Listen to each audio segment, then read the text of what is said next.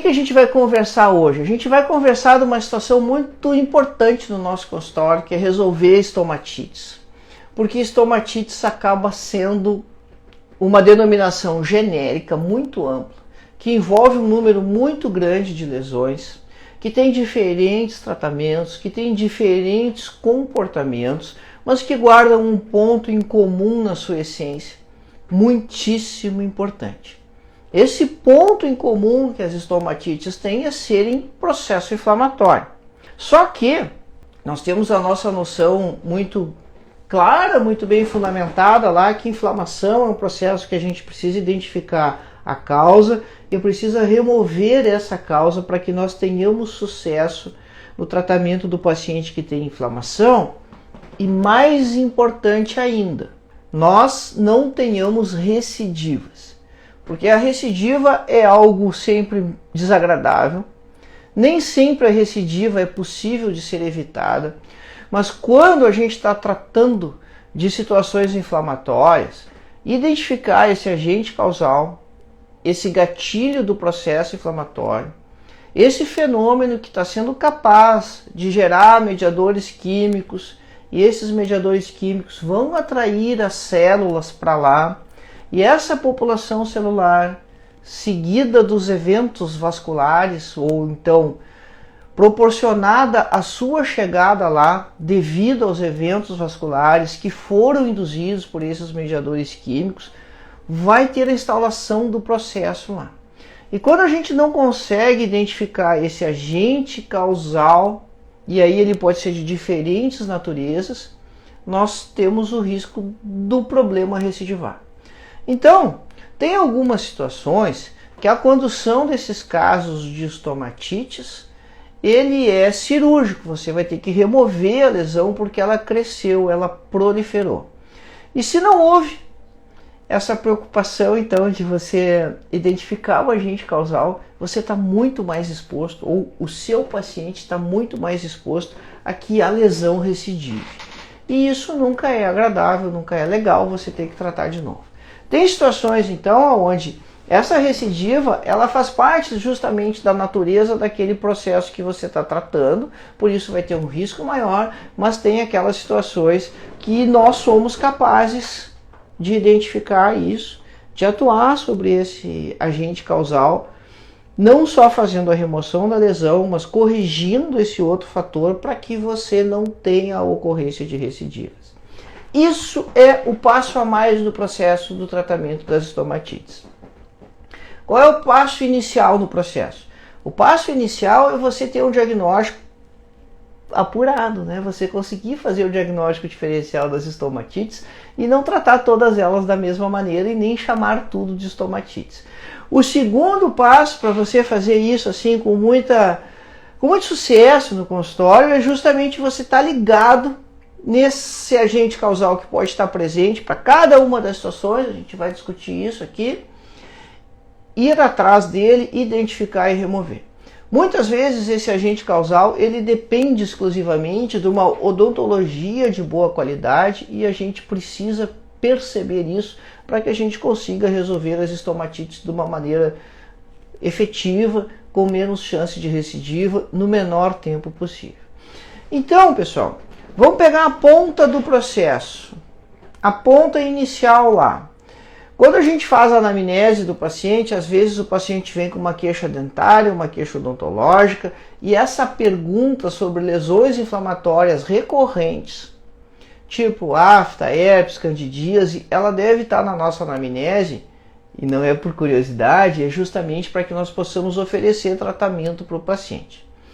Então, olha só, essa é a situação que o paciente chega com uma outra queixa, e nessa consulta inicial de avaliação, nós buscamos identificar as possibilidades de atendimento. O que a gente pode oferecer para o futuro para esse paciente? Porque quando você está tratando lesões de boca, esses pacientes ficam vinculados a você.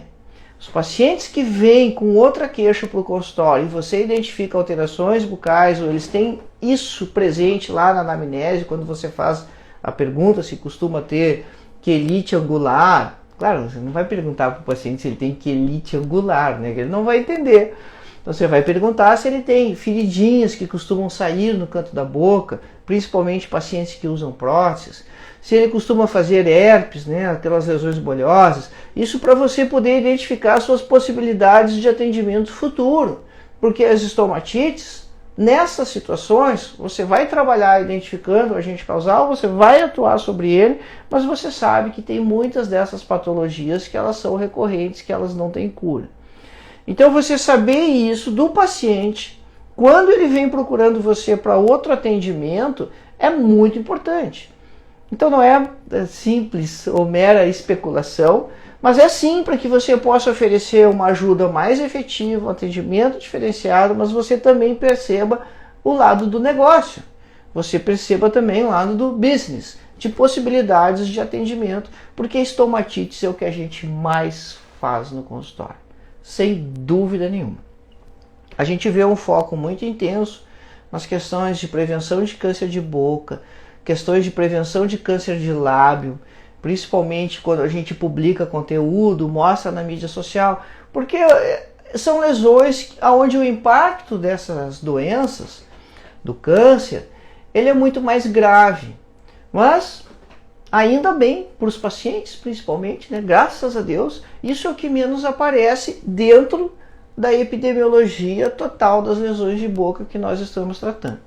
O que mais vai aparecer é estomatites. Por isso que você ter um bom domínio de estomatites resulta em mais atendimento no consultório do que as outras patologias.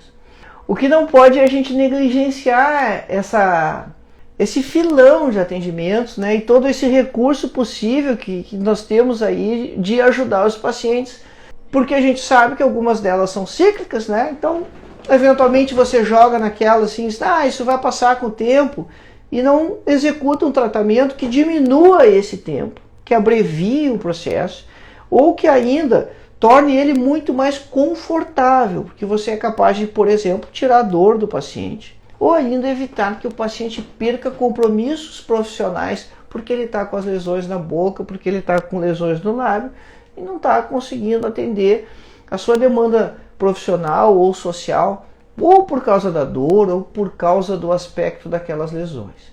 Então, olha só, esse é um ponto lá fundamental, importante, de lá na sua anamnese, quando isso não é a queixa, você ter essas perguntas lá, porque você sabe que o que mais aparece é estomatite, que é muito frequente os pacientes fazerem uma ou outra, ou até mais que uma, dessas estomatites que nós somos os profissionais competentes para fazer o tratamento.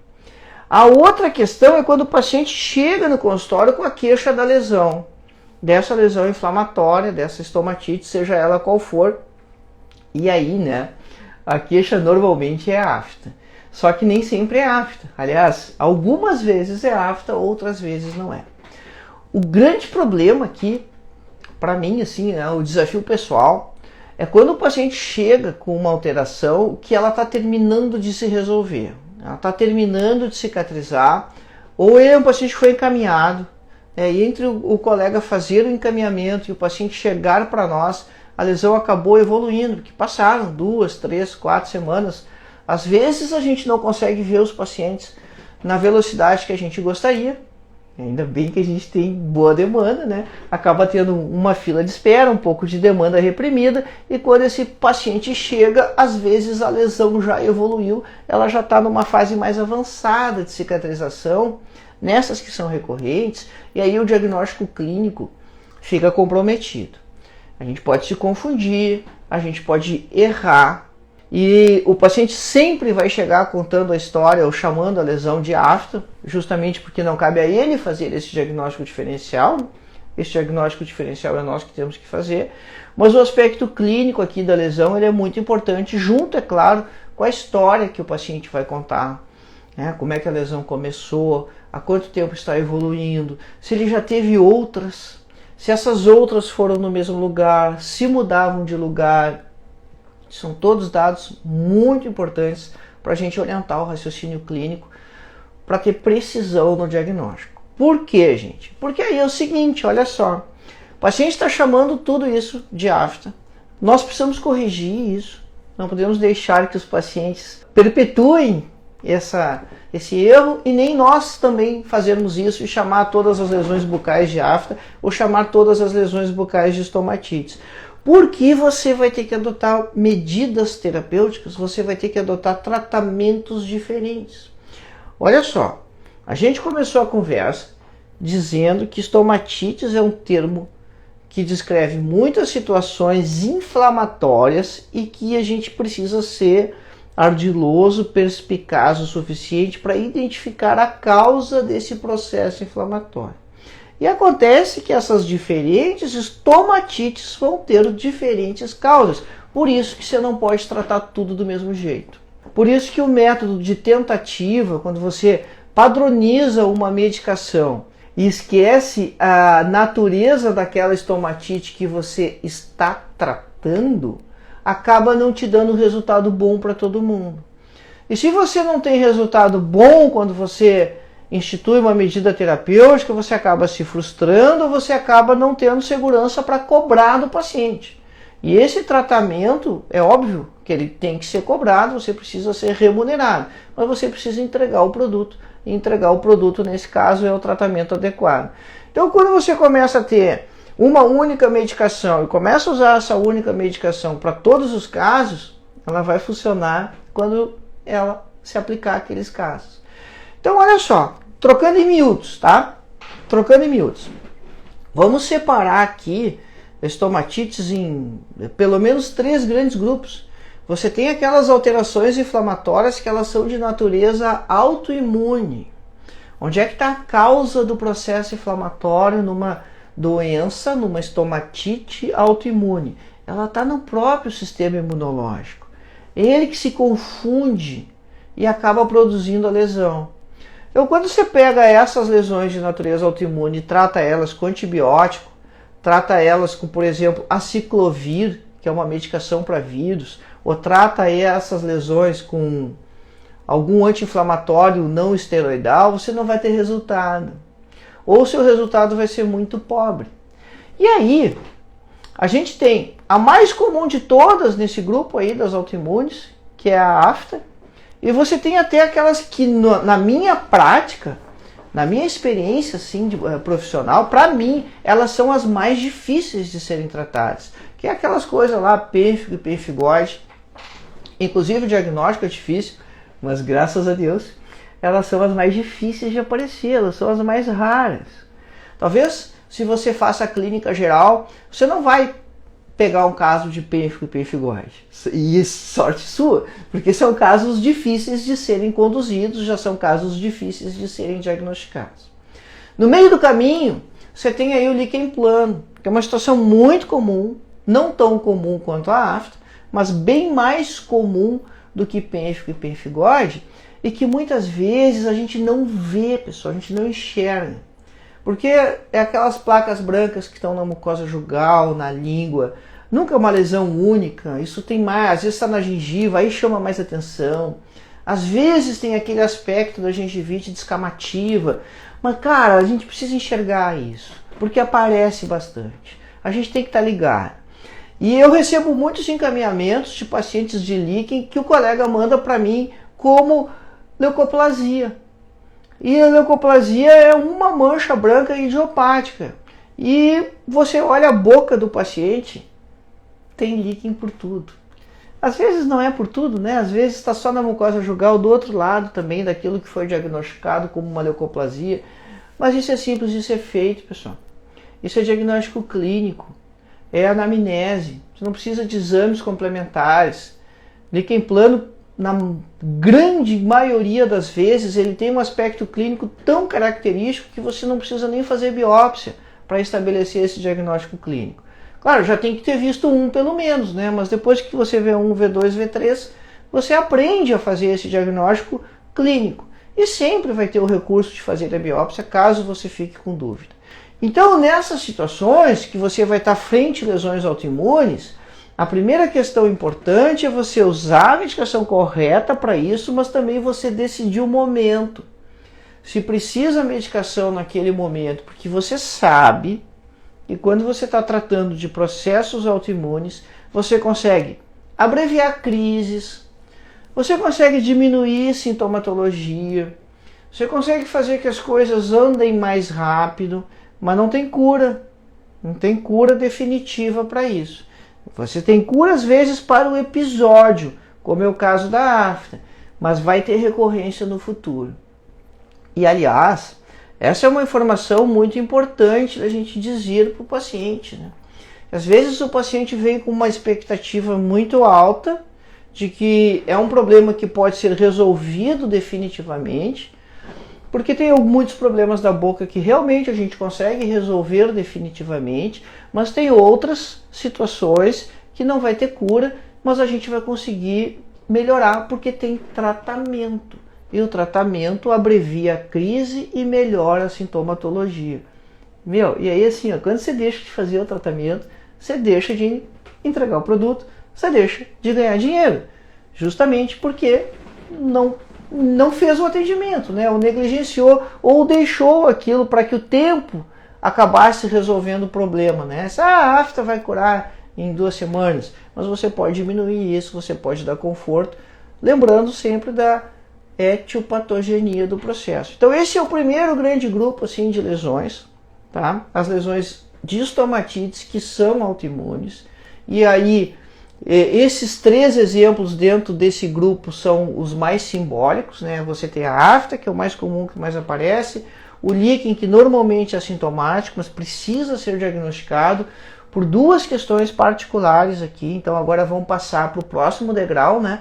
Vamos falar do dentista que está ligado, né? Do dentista que está sabendo da coisa.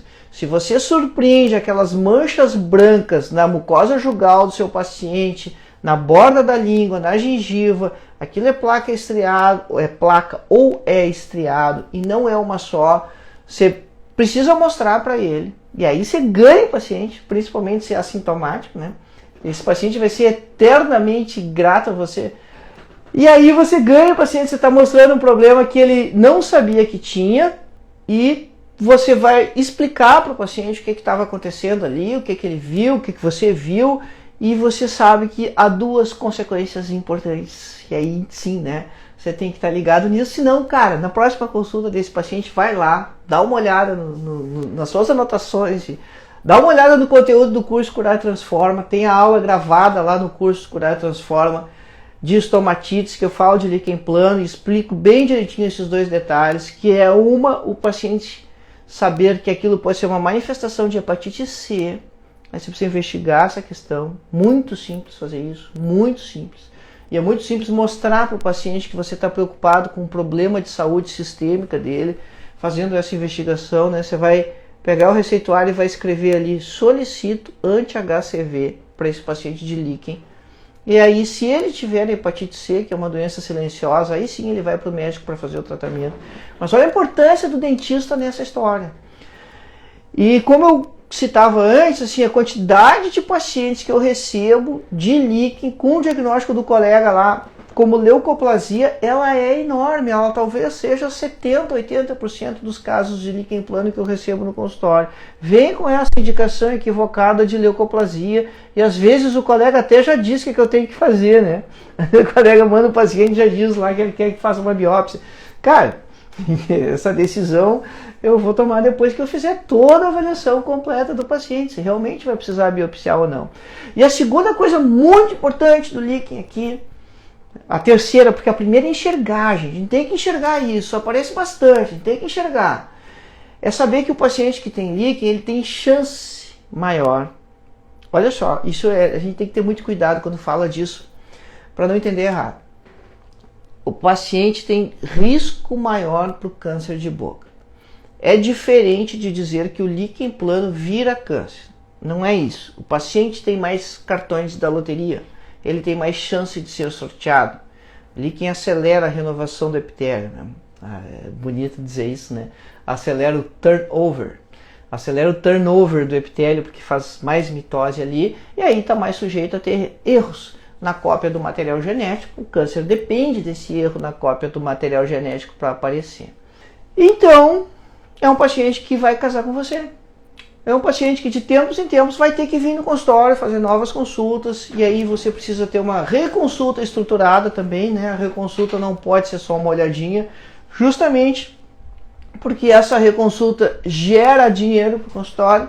Se você fazer ela de forma adequada, reexamina o paciente, revisa a anamnese e determina então quando será essa nova reconsulta dele. Às vezes esse líquen está se comportando mal, você vai precisar de intervalos mais curtos, talvez 2 meses, talvez 3 meses.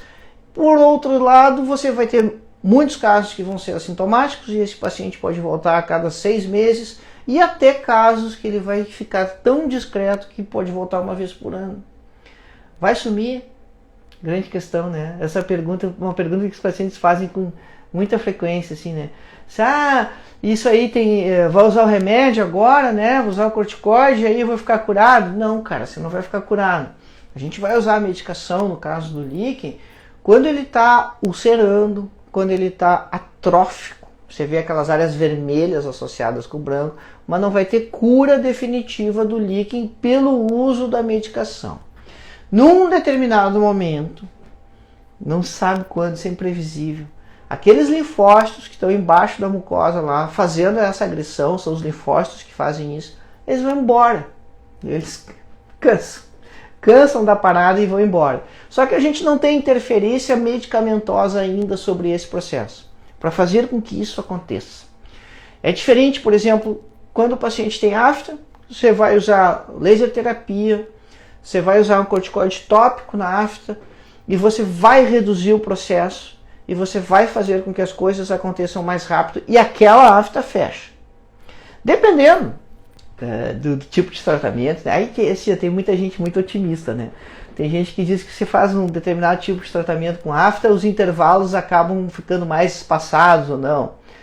Eu não quero entrar nessa discussão, né? Se você realmente vai conseguir aumentar os intervalos dos episódios de afta. Eu acho que sim, mas eu não quero entrar nessa discussão. Acho que você consegue sim aumentar os intervalos de afta. Mas você sabe que aquele episódio, aquela crise ali, se resolve. Mas no líquen não, você vai fazer as coisas acalmar, vai fazer a coisa diminuir, mas ela não vai sumir, até que daqui a pouco o líquen resolve sozinho.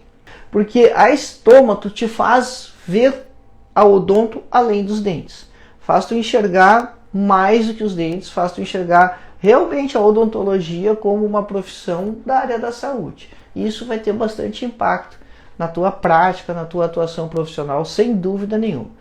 Às vezes a gente não lembra bem das aulas de patologia, mas é uma coisa que a gente precisa repetir. Estômato é a pato do consultório, né? Lá na cadeira, lá no mocho. É como você faz as coisas no mocho, como você resolve as lesões no mocho. E é justamente isso que torna a odontologia ciência, pessoal. Mesmo que você esteja tratando de cárie, de doença periodontal, mesmo que você esteja fazendo um clareamento, o que difere a odontologia de artesanato, de você fazer as coisas mecanicamente, sem embasamento técnico, sem embasamento científico, é justamente você saber patologia e saber estomatologia, porque a base biológica da prática odontológica, olha que bonito isso, vou repetir, a base biológica da prática odontológica, ela vem dessas duas disciplinas, porque é a pato e a estômato que te dão o entendimento de como os processos biológicos estão acontecendo na boca. E aí você toma decisões corretas. Aí que você vai saber como você vai tratar melhor o seu paciente se você tem essa base bem construída. Nessa parada da gente falar de estomatites, isso é fundamental, isso é talvez o capítulo onde isso seja ainda mais evidente, né? Quando você olha a lesão no paciente e dá aquela pensada assim, o que será isso, né? Como é que eu vou resolver? Tá faltando essa base. Está faltando essa base de pato, de estômato, para você ser mais resolutivo e para você tomar opções terapêuticas que sejam mais eficientes em todos os aspectos, né? Você vai ter um resultado melhor, seus pacientes vão te adorar, né? Porque você vai conseguir resolver o processo, o problema deles em menos tempo, né? Isso faz toda a diferença para você vincular seus pacientes, para você aumentar o seu atendimento. Mas isso passa por esse diagnóstico. Que a estômato e a pato são as áreas que te dão fundamento para atender com base científica.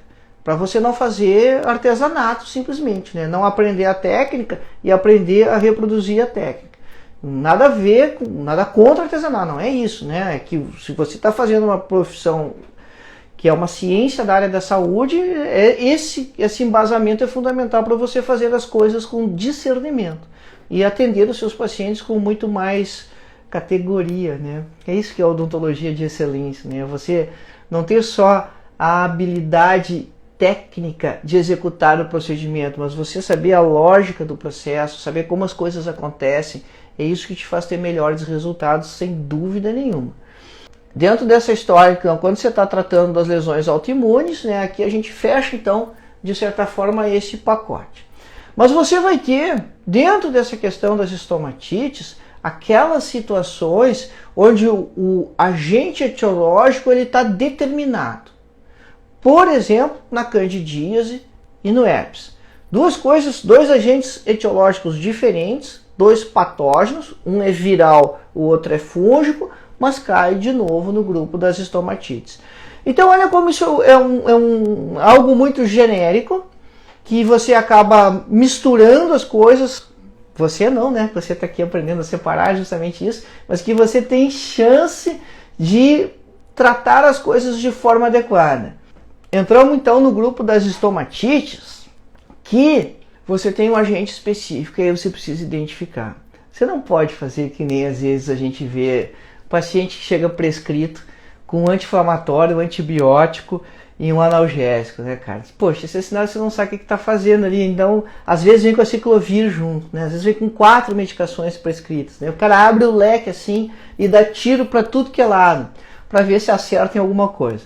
Sem falar na despesa para o seu paciente, sem falar no consumo desnecessário de medicamentos, porque está faltando um ponto aqui do nosso diagnóstico. Então você precisa aperfeiçoar a história do diagnóstico diferencial. Essas situações elas são simples. Herpes tem história. Herpes o paciente conta que já fez antes. Herpes o paciente conta da bolha. Isso é muito importante. Nos casos que eu recebo encaminhados, onde eu percebo mais dificuldade dos colegas é no herpes intrabucal. E realmente é um pouco mais difícil fazer o diagnóstico do herpes intrabucal, mas aí, cara, é o dentista que tem que estar bom nisso. É o dentista que tem que diagnosticar o herpes dentro da boca. Não tem outra, meu. Você tem que matar essa jogada, você tem que matar essa charada. E o grande ponto aí é que, primeiro, você sabe que a afta da gengiva não ceratinizada, exceção do dorso da língua. Herpes você vai ter no palato, onde ele mais gosta de aparecer no palato, quando ele está dentro da boca. Mas pode aparecer em qualquer lugar. Pode aparecer na gengiva inserida. Lá você também não vai ter afta, porque a exceção de mucosa ceratinizada da afta é o dorso da língua. Dói. Por isso que o paciente foi para o teu consultório. O paciente foi para o teu consultório porque ele está com dor dentro da boca. Meu, tua anamnese tem que estar bem feita, tem que estar calibrada. Esse cara certamente já fez herpes no lábio superior, inferior, mas ele tem essa história de herpes. Nem sempre, né? Mas na grande maioria das vezes ele vai ter essa história de herpes. Precisa saber fazer o diagnóstico diferencial de gengiva estomatite herpética, o herpes primário, a prima infecção. Até precisa, né, pessoal? Mas é tão diferente, porque uma coisa amplamente distribuída, com linfadenopatia, com febre. E o herpes secundário dentro da boca não, vai ser aquelas feridinhas ali espalhadas. Vai ter a vesícula? Dificilmente vai ter a vesícula, porque ela é muito delicada. Aí o paciente come qualquer coisa, aquela vesícula rompe. Mas às vezes ele viu que tinha uma bolinha, porque é assim que ele vai descrever. E é uma coisa importante também, né, pessoal? A linguagem é que nem roupa. A gente veste a roupa de acordo com o ambiente que a gente vai. A gente tem uma linguagem técnica, mas nem tanto. De vez em quando eu chamo vocês de caras, né? Não preciso ter tanto formalismo quanto numa sala de aula, por exemplo. Assim como quando a gente vai num baile de debutantes, a gente bota um smoking, né? Dependendo onde você vai para uma festa informal dos seus amigos, vai ter situação que você vai de chinelo de dedo e bermuda, e é assim mesmo.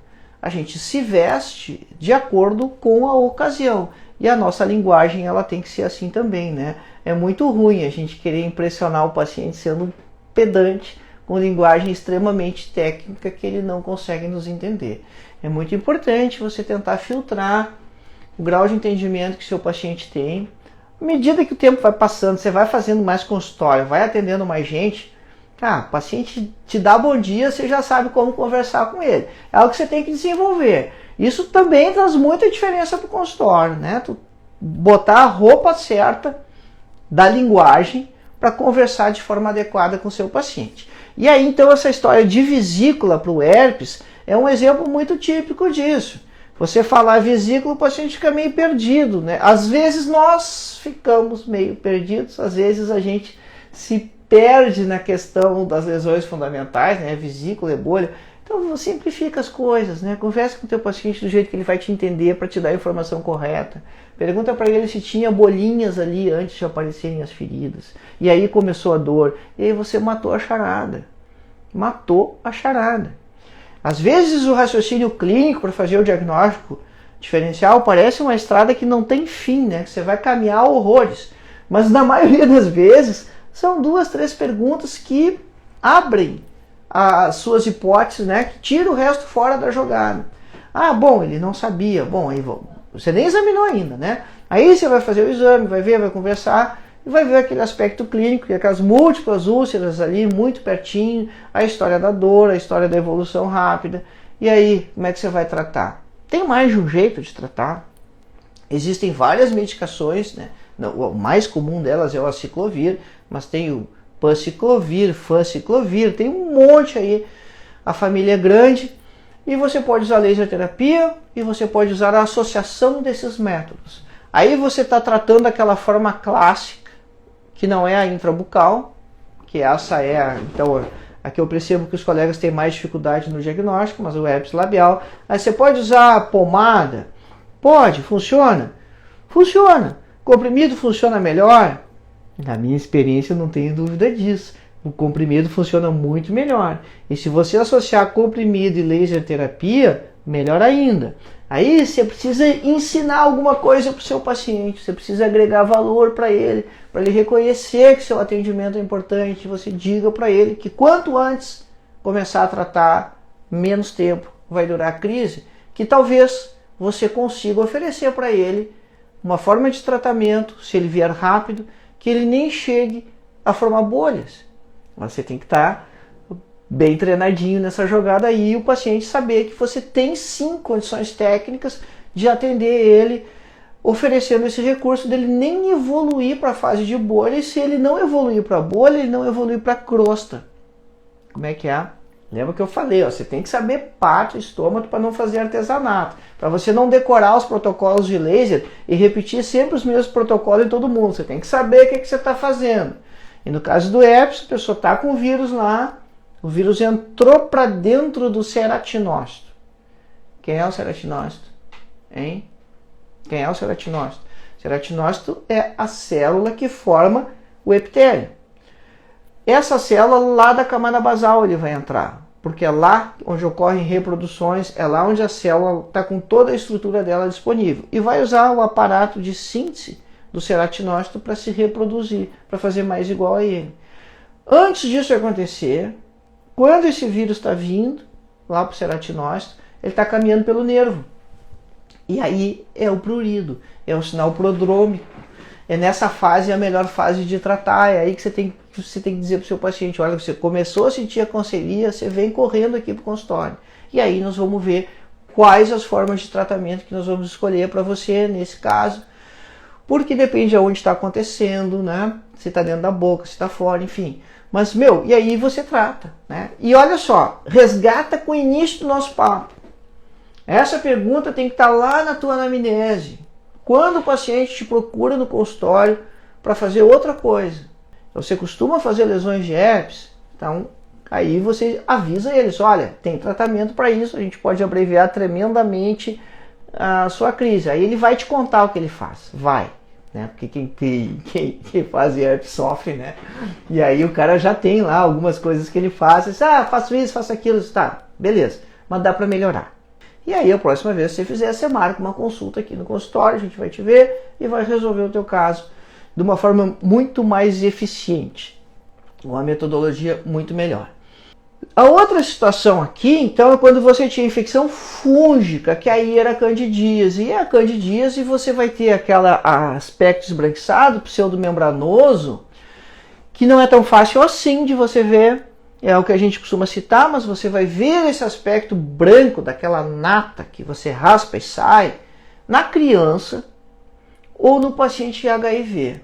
Normalmente, né, são os dois grupos que você vê esse aspecto mais clássico. Mas não é esse o grupo que mais tem candidíase. O grupo que mais tem candidíase são os seus pacientes de prótese.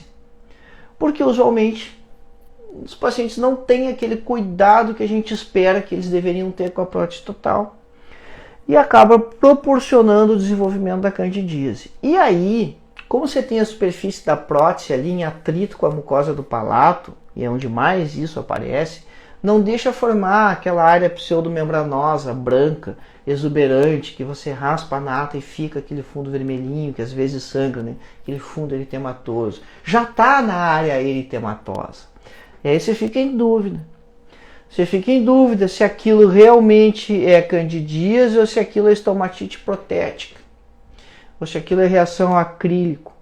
Bom, aí você testa, né? Raspa e sonda ali, que mesmo estando vermelho, mesmo não tendo áreas brancas visíveis a olho nu quando você olha, se você sondar, se você raspar, você vai conseguir colecionar o fungo. E aí, você vai tratar com antifúngico. Não usa subdose. A cândida é esperta, ela desenvolve resistência do mesmo jeito que bactéria faz resistência a antibiótico. E você precisa tratar a dentadura também, se esse é um paciente que usa dentadura, porque senão ela reinfecta. Lembra da história de você ter recidiva das lesões, né? Que é sempre desagradável. Qual é o degrau a mais? Né? Você está tratando e não está indo bem. E você faz um protocolo bem direitinho, não usa subdose de medicação, e você tem bons resultados quando faz esse tipo de tratamento com seus pacientes, e esse caso não está indo bem. Aí lembra sempre, inflamação tem causa. A causa da candidíase é o fungo, mas ele é um fungo oportunista. Ele é um comensal da cavidade bucal. Todo mundo tem esse fungo na boca, daqui a pouco ele cresceu mais. Então pode ter algo mais favorecendo o crescimento dele, que não é só aquela dentadura ruim, aquela dentadura com má higiene ou mal adaptada. Aí a gente entra para o estado de saúde geral do paciente. Diabetes, essa pergunta tinha que estar lá na anamnese, né? Talvez esse cara esteja descompensado, não esteja usando a medicação de forma adequada, não esteja controlando a alimentação de forma adequada, anemia, enfim. Aí tem uma lista enorme de fatores predisponentes. No curso Curar Transforma, lá na aula de estomatites, tem toda a lista lá, cada uma delas, o que você pode fazer para investigar cada uma delas. Aqui é importante você saber que se você não está tendo resultado com a sua forma de tratamento de candidíase, é bem possível que exista um fator predisponente associado que não está sendo observado ou está sendo esquecido. Por isso o paciente usa as medicações, tem os cuidados que você preconiza com dentadura, com prótese, seja lá o que for, e não ter o resultado necessário para ficar bom, né, para a cura do paciente. E a outra possibilidade é você ter usado a mesma medicação por muito tempo, uma dose baixa, e a cândida aprendeu a fazer resistência. Aí você precisa trocar a medicação para ter resultado. Mas não troca a medicação sem antes investigar as outras situações, né, os fatores predisponentes. E aí, pessoal, o terceiro grupo aqui, assim, né, dessas estomatites, então a gente viu as autoimunes, a gente viu alguns exemplos dessas que tem um agente, um patógeno específico, um agente causal específico, mas você tem também aquelas que vão acabar crescendo, vão acabar tendo aumentos de volume, as famosas lesões nodulares exofíticas, né? E aí também você precisa estar ligado por uma causa para essa lesão. Basicamente, quando você tem esses crescimentos na gengiva, onde mais acontece, mas pode ter na língua, pode ter na mucosa jugal, talvez, pensando assim um pouco, né, na minha vivência, assim, né, sem ter um levantamento fiel com metodologia, eu acho que a língua é a segunda localização mais frequente que aparece nessas estomatites. Você vai ter hiperplasias fibrosas, você vai ter granulomas piogênicos, você vai ter lesão de células gigantes. Para completar, você ainda pode ter tumores benignos que tem um aspecto clínico semelhante. Você pode ter um papiloma que está mais lisinho, e aí parecer uma hiperplasia fibrosa, depois lá no exame histopatológico vai vir a conclusão. Ou você pode ter um fibroma, que não é uma hiperplasia fibrosa, porque essa é inflamatória, fibroma é tumor, acontece porque aconteceu, né? Hiperplasia fibrosa é processo inflamatório, então tem a causa. Mas, gente, nessas circunstâncias, não tem jeito, aqui vai para faca. Tem que operar, tem que remover a lesão. Dificilmente você vai conseguir que uma lesão que já tem um determinado volume regrida. Mas isso é possível. Quando que isso é possível? Isso é possível quando você tem hiperplasias fibrosas com a gente atuando ali em cima dela, a borda da dentadura, o grampo da PPR, a restauração que está mal adaptada. Então você tem ali o fator causal e você está vendo esse fator causal ali. Quando isso já tem muito volume, aquelas hiperplasias fibrosas de dentadura que já estão grandes e tem bastante tempo de evolução, aí não vai regredir mais. Porque criou volume demais e quanto mais tempo passa, mais estruturado aquele tecido fica. Mais fibrose, mais fibra colágena você tem lá dentro. E aquilo não consegue mais ser eliminado. Agora, quando você tem isso mais no início, tem pouco tempo de evolução, você ainda tem muita hiperemia, muito edema lá. Lembra que eu te falei, ó, cara, sabe mais paco, sabe mais estômago, você tem resultado melhor no consultório. Aí você corrige o agente causal e a lesão evolui.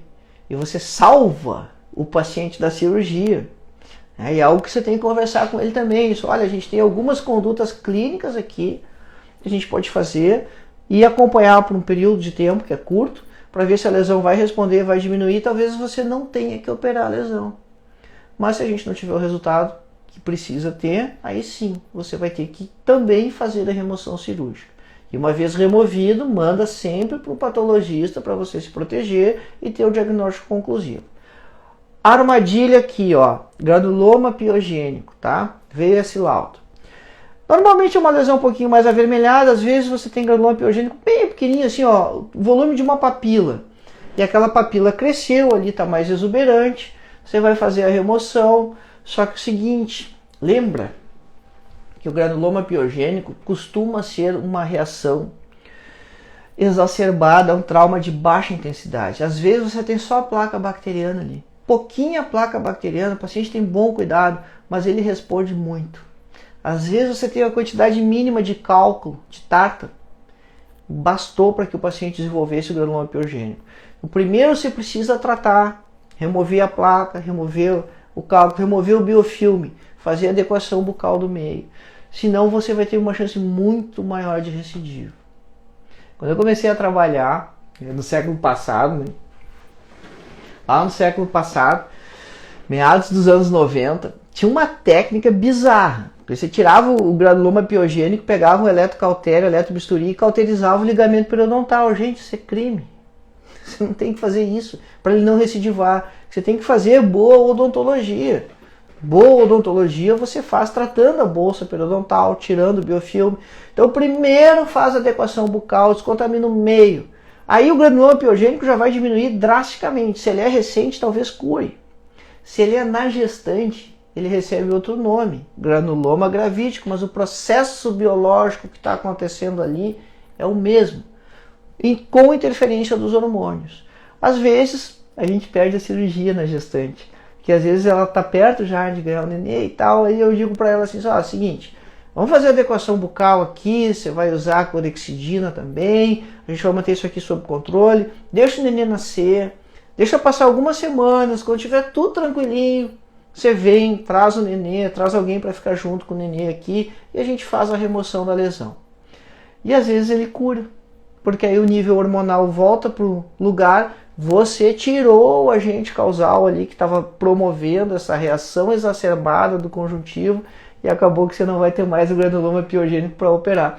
Você perdeu a cirurgia, você ganhou a paciente, porque você fez tudo certinho, você foi íntegro, deu o tratamento adequado, você sabia o que você estava fazendo, por isso você estava entregando o produto para ela. E aí, bom, eu não faço cirurgia. E aí, bom, então aí talvez você vai ter que encaminhar para o colega que faça a cirurgia se a lesão permaneceu. Porque senão, se você resolver o caso, bom, excelente. Isso é que é estômago no mocho. Isso é que é estômago inserida na prática clínica. Você ter discernimento para fazer esses tratamentos de forma adequada para o seu paciente. E, cara, isso tem um impacto tremendo no consultório.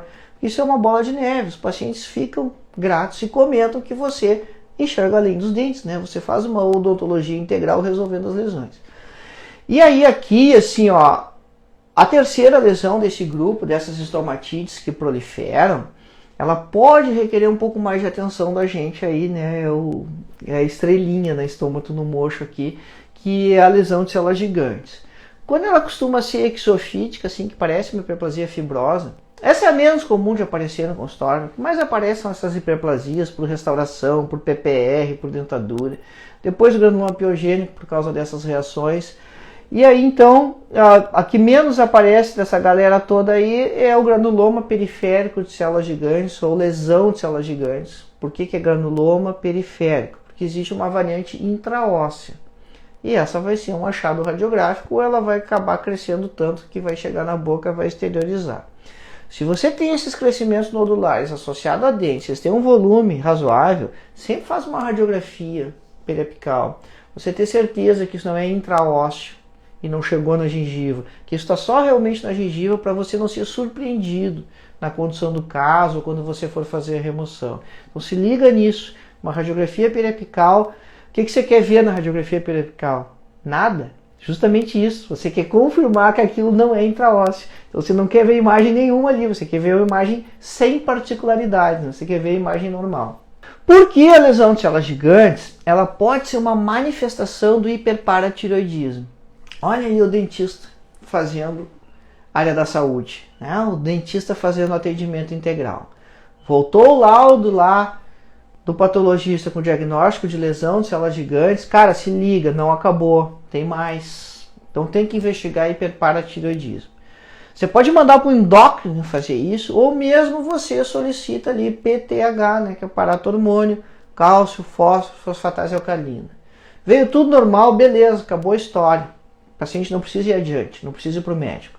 Se os exames vierem alterados, PTH, né, que é o paratormônio, é hiperparatireoidismo, excesso de paratormônio, hormônio produzido pelas paratireoides, tá? PTH, cálcio, fósforo, fosfatase alcalina. Esses são os exames de triagem. Mexeu nisso aí, aí sim você encaminha para o médico, né? Aí sim você vai precisar do médico.